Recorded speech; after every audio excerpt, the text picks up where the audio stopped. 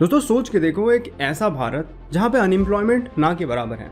ऐसी स्थिति में देश के बहुत सारे सेक्टर्स जो है ना, वो आपको बदले से नजर आएंगे। खासतौर पे पॉलिटिक्स, क्योंकि पढ़ा लिखा व्यक्ति रैलियों में पत्थर नहीं फेंक रहा होता, वो हिंदू मुस्लिम की गालियां नहीं दे रहा होता।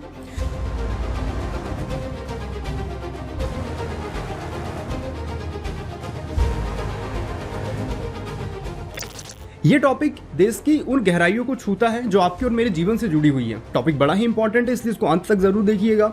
और अगर आप नए हैं तो सब्सक्राइब करके बेल आइकन को प्रेस कीजिए।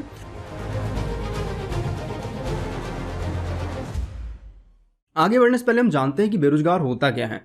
एक पुरुष या महिला जो 15 से 60 वर्ष के बीच का है और वो शारीरिक और मानसिक रूप से सक्षम है किसी काम को करने के लिए, लेकिन उसको काम नहीं मिल पाता। ऐसी स्थिति में वो व्यक्ति बेरोजगार कहलाता है। लेकिन अगर वही व्यक्ति घर पे खाली पीली बैठा है, कोई काम धाम नहीं कर रहा, तो इस स्थिति में वो घर की इकोनॉमी के ऊपर बर्डन होता है और देश के ऊपर भी वो बर्डन होता है, क्योंकि वो व्यक्ति कंज्यूम भी उतना करने लगता है और उतनी ही गंदगी फैलाने लगता है जितना कि एक वर्किंग पर्सन फैलाता है।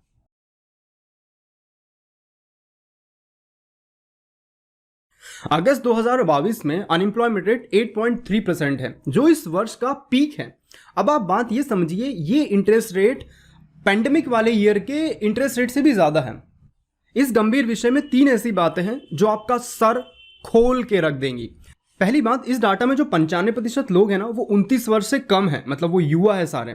आधे से ज्यादा लोग इस डाटा के वो ग्रेजुएट हैं और आधे लोग ऐसे जिन्होंने थक हार के काम की तलाश ही बंद कर दी है। एक व्यक्ति 15 साल लगाता है एक डिग्री के पीछे, बट उसको डिग्री के बाद मिलता क्या है? आपको यह सच्चाई कभी मीडिया हाउस नहीं बताएगा। वो आपको कभी Sushant Singh Rajput, nude, photoshoot, bulldozer politics, ये सब चीजों में आपको उलझाए रखेगा। और मीडिया ऐसा जानबूझ के करने लगता है ताकि देश के इंपॉर्टेंट टॉपिक्स के ऊपर आप कभी सोच ही ना पाओ, आपका ब्रेन ही डेवलप ना हो पाए। लेकिन मैंने एक पहल स्टार्ट करी है कि ऐसे इंपॉर्टेंट टॉपिक्स के ऊपर हम चर्चा करेंगे, और ऐसे कई यूट्यूबर्स और भी करने लग रहे हैं। आप उनके साथ भी जुड़ सकते हो, क्योंकि ये विषय बड़े गंभीर हैं। इसलिए ऐसे वीडियो को ना अपने दोस्तों रिश्तेदारों के बीच में चर्चा का विषय बनाइए। और अगर हमें सपोर्ट करना चाहते हैं तो इस वीडियो को शेयर कर दीजिए।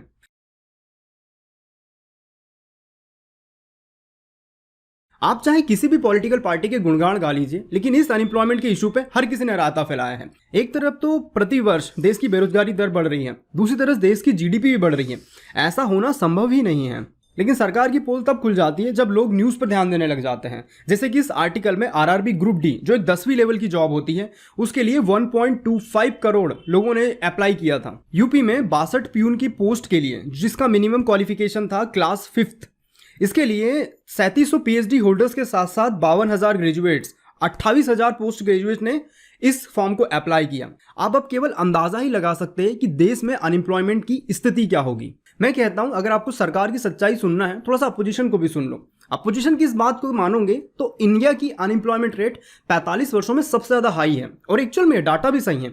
एनएसएसओ का डाटा अगर आप देखने लगे होंगे तो एनएसएसओ यही कहता है हमको। देखो, अनएम्प्लॉयमेंट का जो डाटा है ये खुद गवर्नमेंट के द्वारा निकाला जाता है, इस संस्था के द्वारा। लेकिन गवर्नमेंट खुद अपनी कमियां आप लोगों को क्यों बताने लगेगी?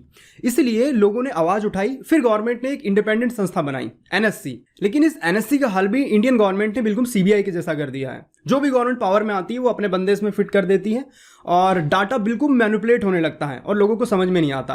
कभी क्वार्टरली, कभी हाफ ईयरली, कभी ईयरली, जीडीपी में और अनएम्प्लॉयमेंट रेट में फेरबदल करके आपको एक बेस एवरेज दिखा दिया जाता है और आपसे वोट मांग लिया जाता है। लेकिन देश में कुछ लोग ईमानदार भी होते हैं जो ऐसी इंडिपेंडेंट संस्था में काम करना पसंद करते हैं।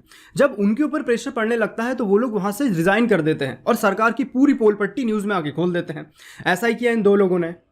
अब आप लोगों को सरकार से एक बात पूछना चाहिए कि सरकार को डाटा मैनिपुलेशन करना ही है तो क्या जरूरत है इंडिपेंडेंट ऑर्गेनाइजेशन बनाने की? क्या जरूरत है हम लोग को बेवकूफ बनाने की? ये नेता खुद तो अनपढ़ होते हैं, लेकिन ये जनता को भी मूर्ख समझने से बाज नहीं आते। हर साल ये हमको फालतू के आंकड़े बताते हैं और हमारा वोट मांगने चले आते हैं। और जनता उससे ज्यादा बड़ी चूतिया है जो इनको वोट दे भी देती है और फिर से इनको पावर में लेके आ जाती है। क्योंकि जनता को अनएम्प्लॉयमेंट के इशू से ज्यादा उनके राशन से मतलब होता है। फ्री का राशन, फ्री की स्कॉलरशिप, फ्री का लैपटॉप, फ्री का मोबाइल, इन चीजों में लोगों की ज्यादा दिलचस्पी है।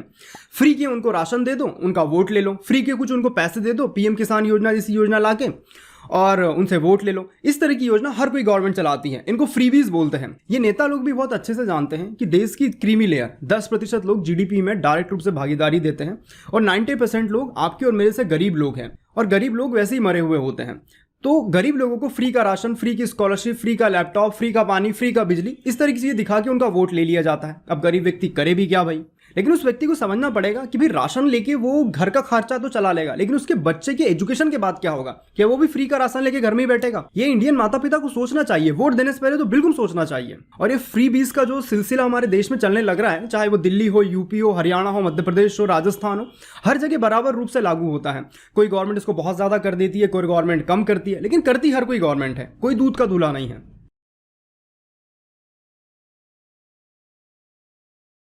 अब हम बात करेंगे कुछ प्रॉब्लम्स के बारे में और कुछ सॉल्यूशंस के बारे में। चीफ इकोनॉमिस्ट गीता गोपीनाथ और आरबीआई के पूर्व गवर्नर रघुनाथ राजन की माने तो हर समय जीडीपी के आंकड़ों में परिवर्तन किया जाता है। जैसा कि मैंने आपको बताया कि एक एवरेज बेस रेट आपको बता के आपसे वोट मांगा जाता है, और ये सब इसीलिए किया जाता है ताकि सरकार की इज्जत बच जाए। और जो लेक्चर वो लोग देने लग रहे होते हैं बड़ी बड़ी स्टेटों में, लाखों लोगों की भीड़ को इकट्ठा किए हुए, वहां पे थोड़ी बहुत उनकी वाहवाही होने लग जाए कि वाह वाह वाह सरकार ने क्या काम किया, वाह वाह सरकार ने क्या काम किया। क्योंकि बेसिकली जो भीड़ आई हुई होती है या तो पैसे दे के लाई जाती है, या तो उनको फ्री का खाना दिया जाता है, या कुछ ना कुछ चीजें आजकल की पॉलिटिक्स में होने लग रही हैं। अटल बिहारी वाजपेयी का समय चला गया जब लोगों को एक खबर पता चलती थी कि अटल सर आ रहे हैं तो लाखों की भीड़ उमड़ जाती थी। ऐसा अब नहीं होता। अब अगर आपको लाखों की भीड़ दिखे तो ये समझ लीजिएगा या तो उनको कुछ दिया गया है या तो कुछ उन लोगों की महत्वाकांक्षाएं पूरी की गई है।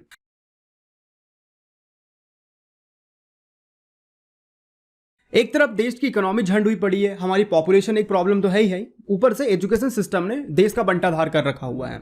आज भी हमारा एजुकेशन सिस्टम 100 साल पुरानी किताबों और पद्धतियों पर चलने लग रहा है।